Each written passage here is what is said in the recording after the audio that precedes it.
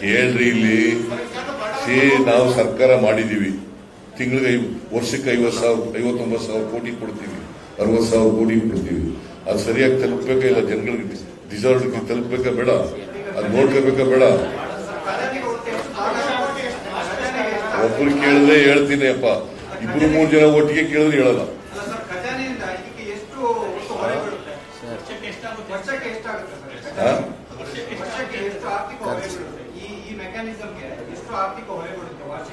ಈಗ ನಮ್ ಕಡೆ ಒಂದು ಗಾದೆ ಇದೆ, ಹಾಲು ಕರೀತಾರಲ್ಲ ಅದು 20 kg ಹಾಲು ಕೊಡ್ತದೆ.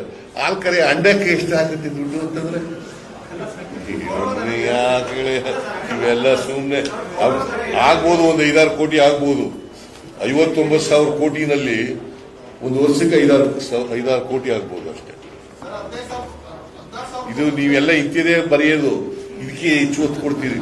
5-6 ಕೋಟಿ ಬರೀಕ್ ಆಗ್ತದೆ, 59,000 ಕೋಟಿ ಬಡವರಿಗೆ ಕೊಡ್ತಾ ಇದೀವಿ, ಅದನ್ನ ಬರೀರಪ್ಪ.